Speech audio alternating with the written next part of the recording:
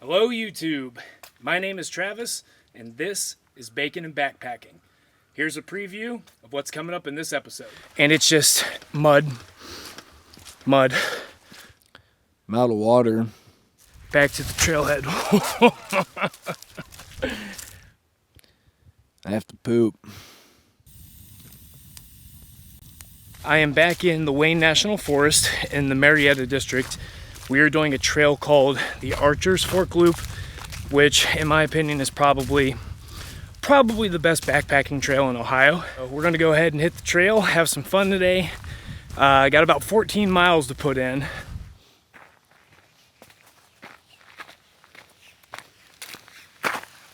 Right at the beginning of the hike, maybe a half a mile in, they have what's called the Great Cave. I'm gonna show you that in a second.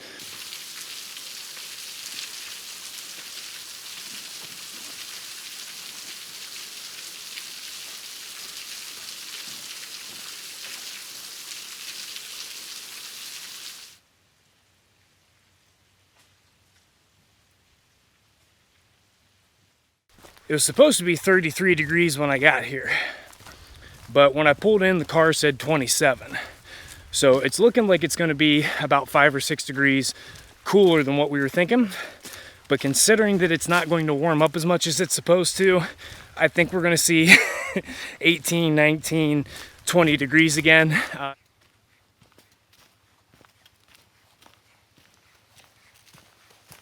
And right after we saw the cave, we're gonna go see a natural rock bridge. So let's go check it out. I just came down a pretty mighty hill for you guys to get this video, so hopefully you can see it well enough.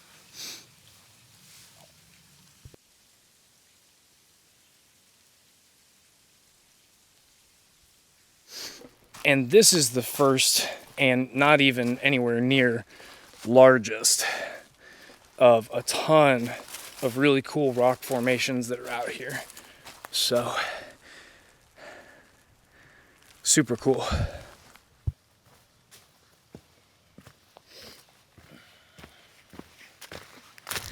Today is Saturday, and on Tuesday, I decided it would be a good idea right before I went to bed to turn the corner too fast in the bedroom and smash my, what'd you call it?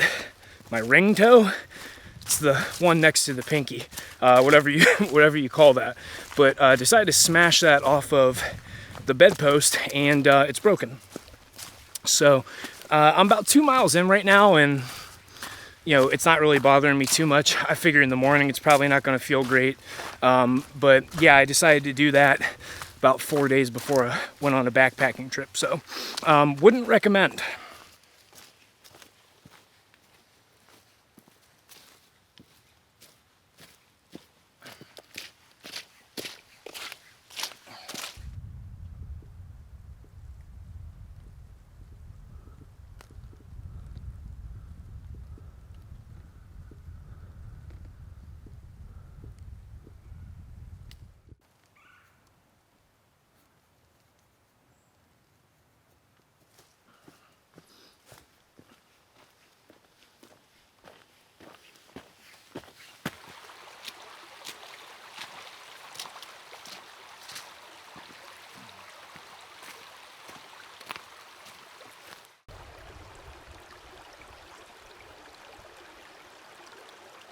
So the creek that we just crossed, you can probably see behind me here, that is Archer's Fork.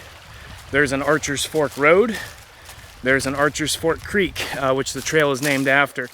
As you can see there, probably at the deepest, I think it's, about ankle deep. I have Gore-Tex boots on, so they're pretty much waterproof, unless the water gets up above the top of the boot. I've gone through some seriously deep water in these things, and never once had a drop of water on me. And here is why our pack weighs 30 pounds and why you're not supposed to take water out of here. These are old oil pipes going right through the stream.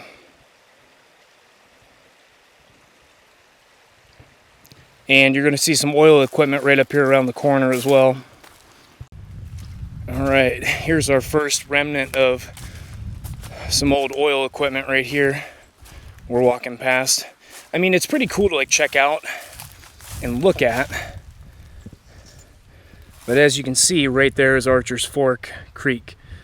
So, not real confident about pulling water out of this place.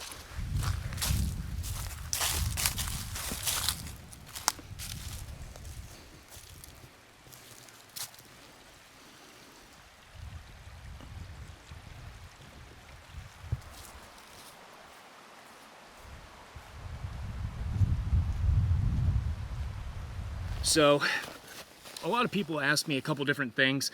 So my pack is the Z-Packs Arc Air 50. It's a 50 liter pack. I got a couple add-ons to it. This is my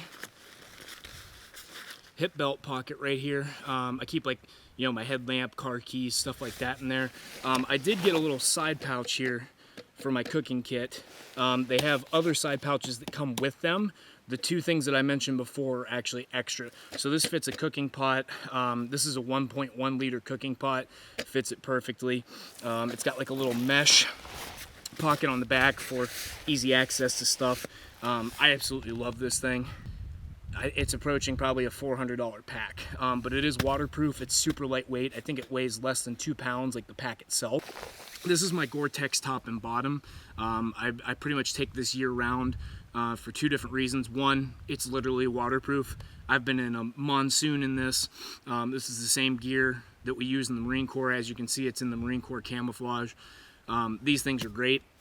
They'll keep you dry, which is huge, and they'll also break the wind. And also too, Gore-Tex, the downside is it's pretty heavy. It's about the heaviest rain gear you can get.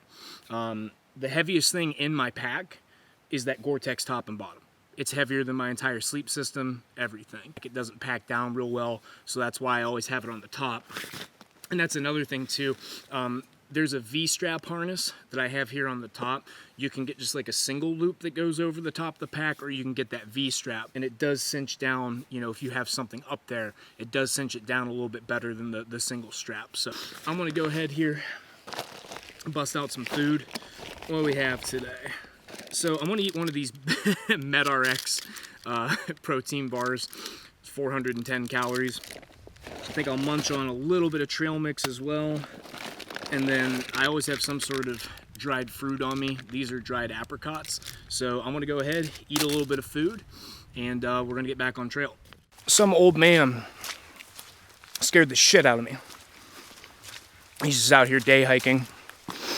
And he said, "By your leave, sir." And anybody who's been in the military, you know, that's a term whenever you know, walk up behind like an officer or some sort of superior and you're going to pass him, you know, you say, "By your leave." So I asked him if he's in the military. He said, yeah, he was in the Army. So we chatted for 30, 45 seconds, and he went on his way. He's never been out here before. So I informed him that he was going to have another water crossing coming up here pretty soon, and he was wearing tennis shoes. So we'll see here very shortly if we meet him and he turned around, he's coming back this way, because this one, if I recall correctly, is a little bit deeper. So anyways, I want to keep pushing on. I'm going to eat this protein bar and see if we run back into this gentleman. And again, all of this old oil equipment is, you know, 50 feet from the main water stream out here. So trail update. We just ran into the older gentleman that I was telling you about earlier, and he said the stream crossing is about 12 to 16 inches deep. Now I've got some Gore-Tex boots, but they're not that high, so we're gonna have to find a way to cross one way or another. Well, this sucks, but we have a towel and we know how to use it. Oh, that's cold. Like I said, it's probably, this reminds me of something I did in the Marine Corps back in the day. Trying to watch out for sharp rocks. I've got this broken toe. Oh, okay. Oh my God. All right, we got to get dry. I wanted to get out of that water and just dry my feet as soon as possible. Microfiber towel for the win. I'm gonna dry these feet off, get this sand off of here, and get back in the game. As soon as I dry off this foot here and this leg, we're dry. I don't have wet boots. I don't have a wet base layer. I don't have wet pants. I don't have wet socks. Like I said, you just need to have a little bit of skills and know what to do. You know, I was prepared for this. My feet, honestly, at this point right now aren't even that cold.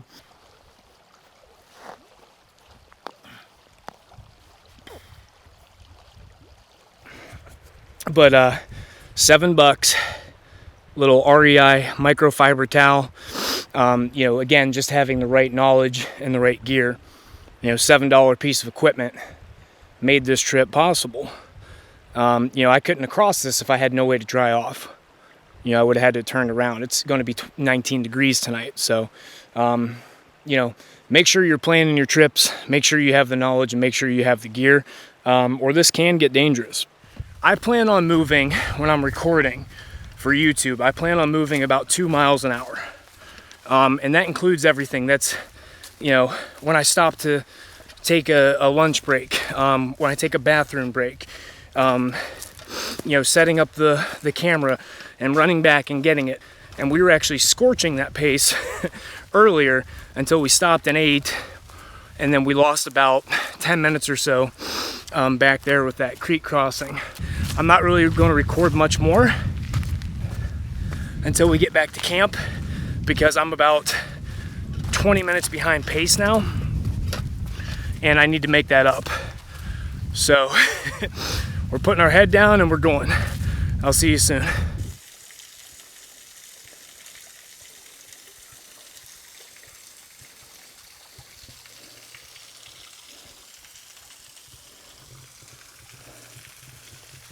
So, as you may be able to see and or hear, a shit show has been started here, and it's just mud. I mean, we're just slogging. There hasn't been any gravel on this service road up to this point, just mud. So, oh, there we go. I'm so happy. Because I was trying to make up that 20 minutes like I was telling you earlier, and I'm like, we're just gonna walk, you know, we're gonna go. And then we just hit uphill mud.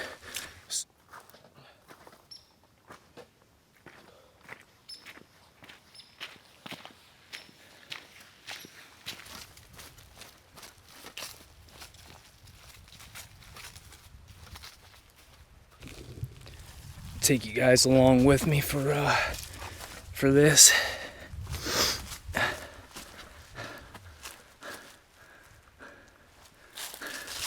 This is one of the cooler spots on the trail for sure. Love this place.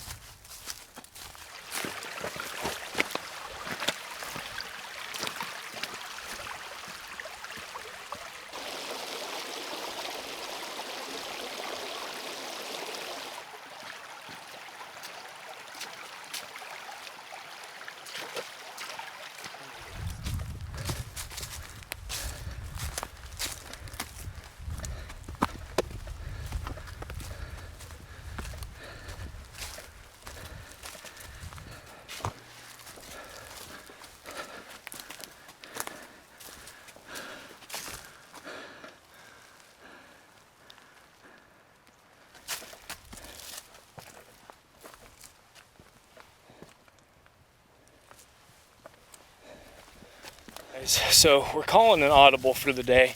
I'm at about 8 miles in.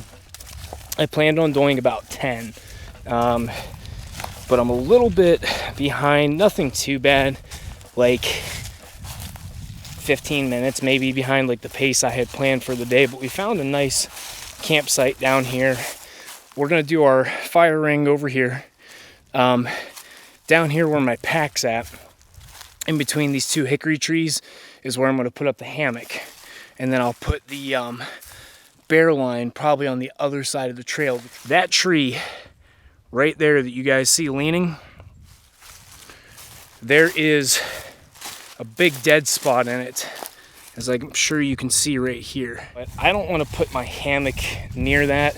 So the good news is it's leaning away from me, and there's this tree right here that would block it if it did fall. So just something to think about, guys. You know, just pay attention to any sort of dead trees that are around you. You know, they call them widow makers. You know, these hickories are pretty stout, pretty big trees. They're straight. I don't see anything dead up in the top of them or anything. So I think this is where we're gonna call home for the night. All right, ladies and gentlemen, a couple of rules or tips or tricks or hacks or whatever you want to call them about hammock camping. A couple of different things. One, this is the head end, and you'll see that it's about, you know, middle of my chest. Now over here, this is the foot end, and you'll see it's up above my head. And you generally want the head end closer to its tree, and then the foot end to be a little bit further away and have more slack, and you'll be able to see what happens to that end of the line once I actually get in the hammock. And then obviously there's one golden rule of hammocking: don't set it up any higher than you're willing to fall. So we're gonna gently get in here, and now you'll see there's probably about a 30-degree angle on that foot end, and that's gonna give me roughly the pitch you know, that I want to be comfortable in the middle of the night. Now, and as you can see, I hung almost perfect. You know, my feet are touching the ground when I'm sitting in it, so it makes it easier to, you know, get in, get out, you know, change your shoes, stuff like that. All right, so definitely not the best pitch I've ever had on a tarp. But to be honest with you, the trees are a little bit too close, but that's okay. It's gonna do everything it needs to do. All right. Got the hammock all set up, tarp, everything like that, all the quilts. So shelter is good to go. We're gonna have a little snack here, just some Walmart pulled pork pouches. All right, so a couple of fire making basics here. We've got a really good assortment here of kindling that I grabbed. You know, there's no particular rhyme or reason to this. You wanna have a good mixture of probably like sticks as small as, you know, pencil lead, and maybe up to like thumb size. That's going to be like your kindling. You want a good mix of all of those things to get the fire started. Once you add your tinder source, and then over here, there's a large assortment of larger logs, and I'm going to pick up some more too, because I plan on having a fire most of the night. Firewood tonight. One other thing that I thought was, you know, kind of a basic, but apparently not everybody knows. The people who were here before me, they have a bunch of little things like this laying around, and it's all green wood, like it was living, you know, a week or two ago. You're looking for dead stuff that snaps. Things are pretty moist out here. Some of the stuff's a little bit damp, but once we get a good ignition, this stuff's going to burn. That green wood, however, you have a hell of a time getting the fire started, and it's probably just going to smoke a whole bunch. So best way to tell if something's dry, if it snaps, it's good to go. All right, let's talk 3 things you need to get the fire started. So we already talked about the kindling. Those are the small dry sticks, right? Ignition, hard to beat a Bic, and then some sort of tinder source. Now you can use natural, you can use artificial. I'm kind of partial to these artificial ones when I'm backpacking, just because I don't want to deal with, you know, trying to make a bird's nest out of, you know, tree bark and stuff like that. I just want to get the fire going and, you know, chill. So this one's taking some a little bit of coaxing. It's very wet out here.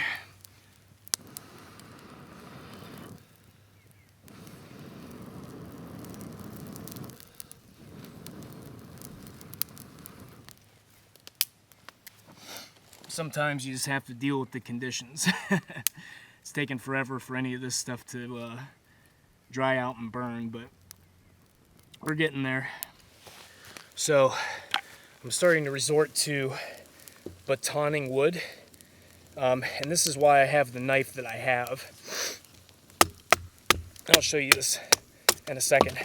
So obviously when you just pick up a stick off the ground, okay, it's wet on the outside, like the bark is what's wet. Inside, it's dry.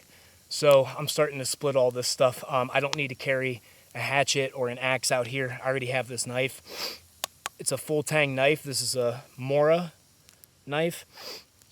Full tang, so you can smash on it like that. It's called batoning wood. You can do that and you're not gonna snap this knife. This is like a $70 knife. I beat the hell out of this thing, and it's still just an amazing piece of equipment. So I would definitely check these out.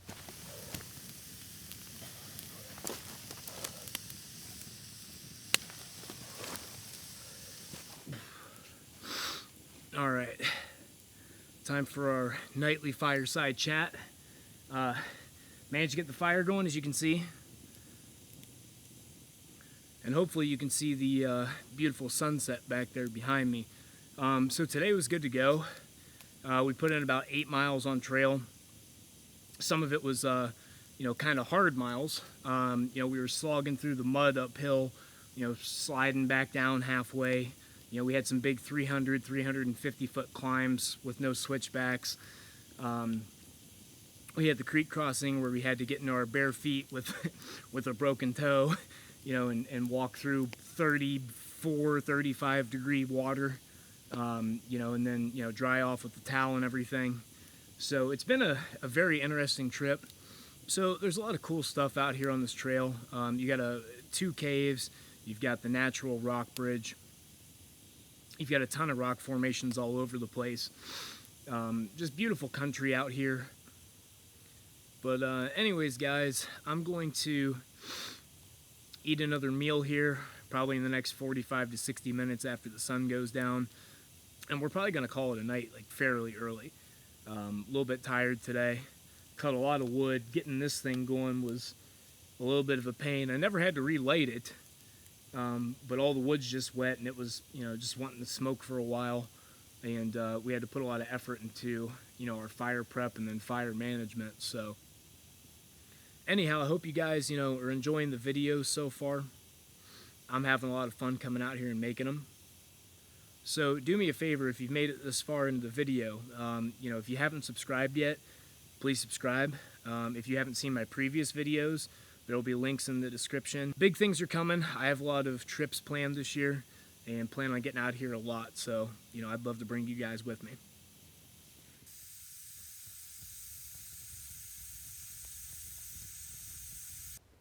Good morning. I'm out of water. I have to poop.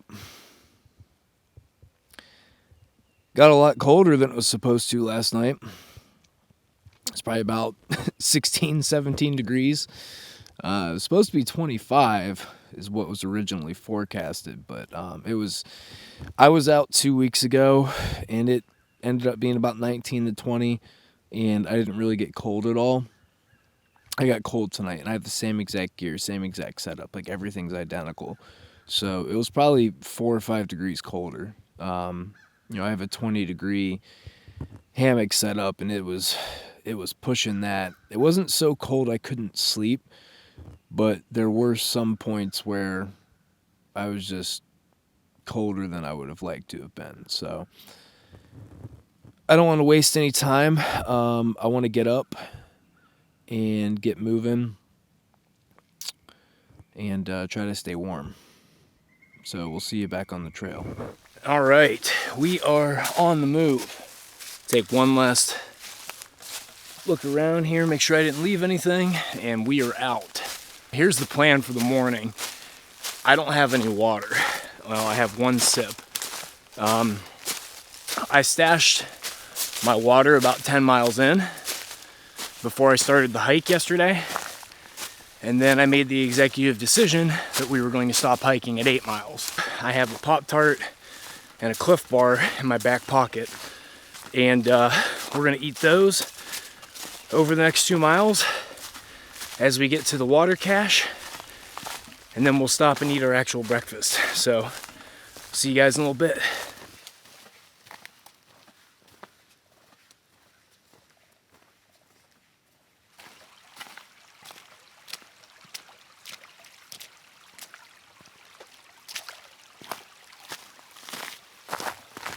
So we shed a layer. As you can see, puffy coat was just getting too warm, was starting to sweat. One of the hard things about this time of the year is, trying to regulate your temperature.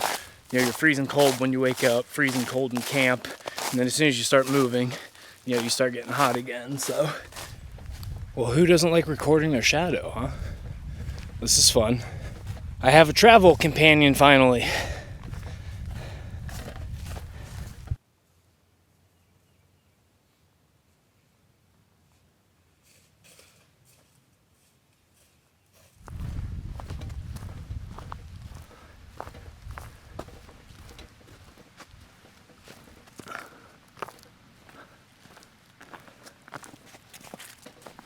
Believe that is it. We've got the black mark.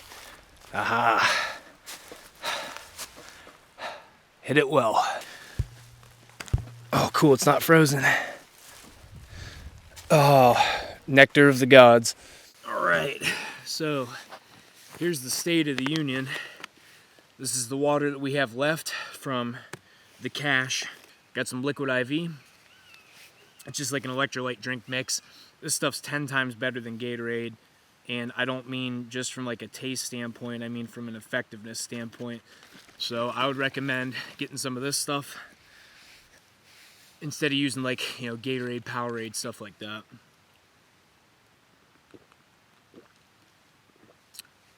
And it tastes pretty good. I've got the biscuits and gravy this morning.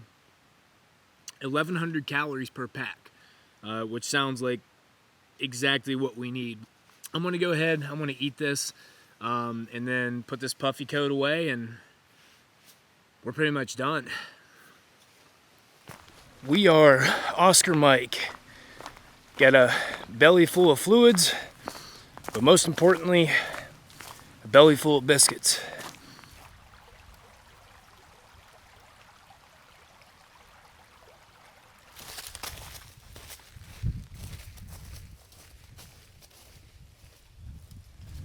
Get one last look at some of the big rock formations on our way out of here.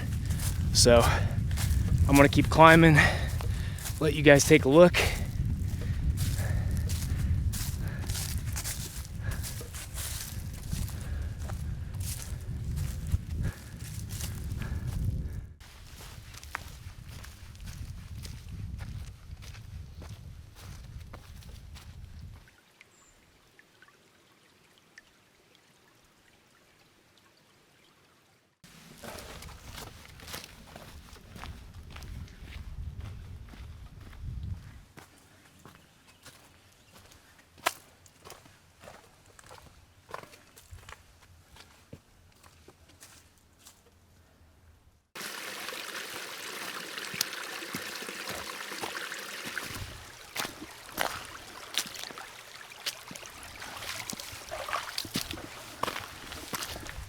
Well, we just hit the 13-mile mark, and we were ascending the final hill.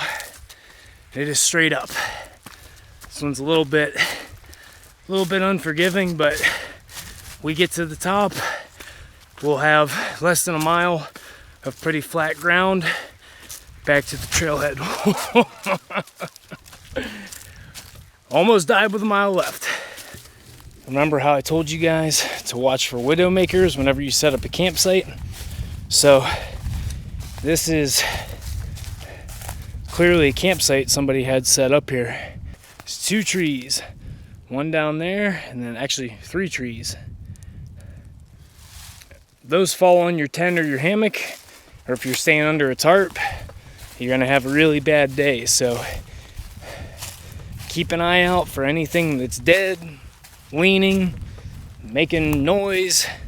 Just pay attention. right, another one in the books, about 13.6 miles. Archer's Fork is always a treat. We had a little bit colder weather than we were anticipating. We had a nice and deep creek crossing that we had to go barefoot through. But all in all, I mean, it was a good trip. Despite having the broken toe and everything like that, it's a little bit tender this morning, but honestly, not too bad. So the moral of the story is get out and have fun, and it's always worth it. I've got a lot more backpacking trips coming up this year. I've got Shawnee, Zaleski, Mohican. I'll probably do some in Pennsylvania. I'd like to get out the Dolly Sods, Red River Gorge as well too. So if you guys want to see more videos, please like and most importantly subscribe. I'll be putting together some playlists here pretty soon, so you'll be able to check out like all of the backpacking videos and stuff like that. So enjoy, guys.